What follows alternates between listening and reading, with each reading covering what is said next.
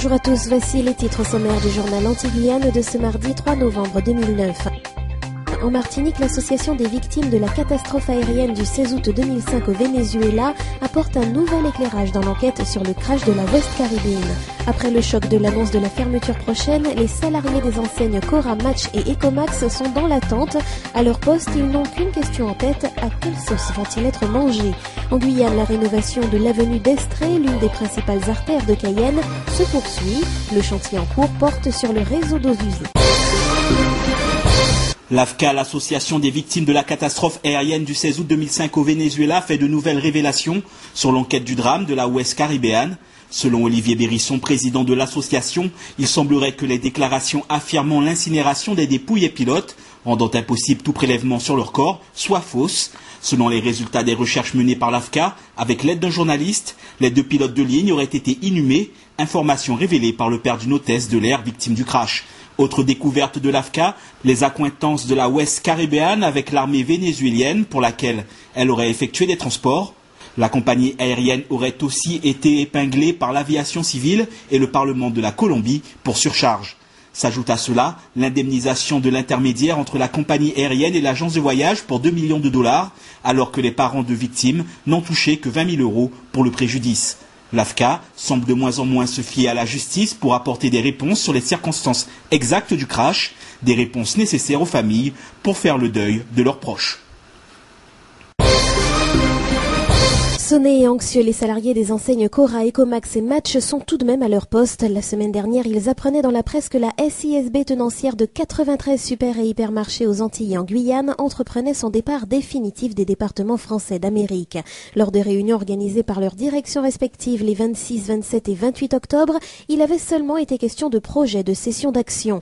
Mais joint par téléphone, Jean-Marc Angel, employé d'Ecomax et secrétaire général de la SUCCTU, nous a confirmé que pour l'heure, les travailleurs concernés n'envisagent pas de manifester leur désarroi dans la rue. Ils ne quitteront pas leurs emplois prématurément et il est trop tard pour exprimer des revendications. Lors d'une réunion avec la direction programmée jeudi prochain, ils entendent cependant obtenir un complément d'information sur ce qu'il adviendra d'eux. Reprise quasi normale sur le réseau de bus Mosaïque de la CACEM depuis ce week-end, après la semaine de mobilisation des chauffeurs affrétés de la CFTU, la compagnie foyalaise de transport urbain. Même si la question des paiements des jours de grève reste encore à régler, la majeure partie des points de revendication est maintenant actée, notamment sur le point crucial de l'alignement de leur salaire sur celui des conducteurs titulaires de la CFTU. Pour cela, chaque autocariste recevra plus de 1 600 € bruts après l'obtention d'une augmentation de près de 400 €. Le paiement des jours fériés et du dimanche, ainsi que le repos hebdomadaire, ont aussi été obtenus par les chauffeurs affrétés. Aujourd'hui, les anciens grévistes affiliés à la CSTM préfèrent parler de suspension de conflit. D'autres points, comme les conditions de travail, restant encore à discuter. Malgré toutes les avancées et la reprise partielle du transport de passagers sur le réseau Mosaïque, les autocaristes préviennent ne signer la fin de conflit qu'une fois le paiement des jours de grève obtenu. Une nouvelle mobilisation n'est donc pas à exclure.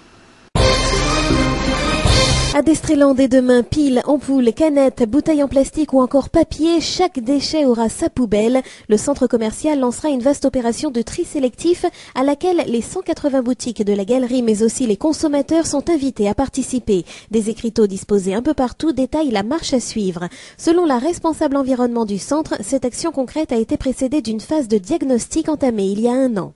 Faire un diagnostic, c'est faire un état des lieux de la gestion globale des déchets à l'échelle du centre.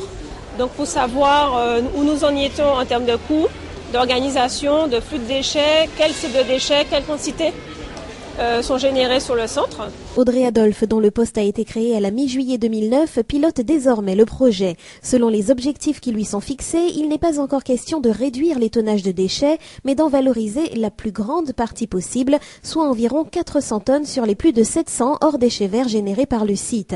Plusieurs types de traitements sont prévus, comme le recyclage ou le compostage. Le lancement de cette opération est donné dans le cadre de la 7e édition de la Semaine de l'environnement, qui se déroule jusqu'au 7 novembre au sein du centre commercial de Bémao. Là aussi, en laissant cette manifestation prendre possession des lieux gracieusement, Destréland entend œuvrer en faveur de la communication à destination du grand public sur les questions de protection de l'environnement.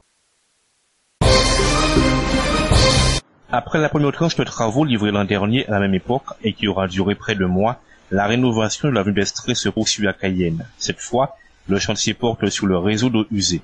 Ce sera ensuite au tour des réseaux d'eau potable et d'eau de pluie d'être concernés. L'une des artères les plus fréquentées de Cayenne bénéficie par ailleurs de trottoirs le long du cimetière et de places de parking au même endroit, ce qui arrange bien les choses en ce moment. Ces travaux ont été entrepris après la signature d'une convention d'aménagement passée entre la ville de Cayenne et la SIGI, la Société immobilière de Guyane. C'est un vaste programme de requalification de l'avenue d'Estrée qui a été lancé. L'objectif est de contribuer à y améliorer la circulation avant de s'engouffrer directement dans une autre avenue de Cayenne, à l'avenue de Gaulle. Le boulevard Jublin, perpendiculaire aux deux avenues, sera également concerné une fois le financement assuré.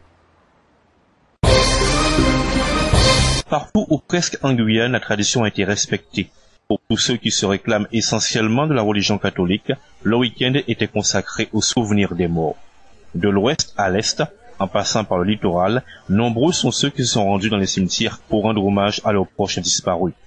À Saint-Laurent-du-Maroni, par exemple, quasiment toutes les communautés qui se reconnaissent dans le catholicisme étaient représentées. Comme d'habitude, la visite et le recueillement sur les tombes ont donné lieu par moments à des retrouvailles. L'occasion était ainsi donnée à certains de faire connaissance ou de se revoir. Mais l'heure était surtout au recueillement sur la sépulture des défunts dans un cimetière illuminé.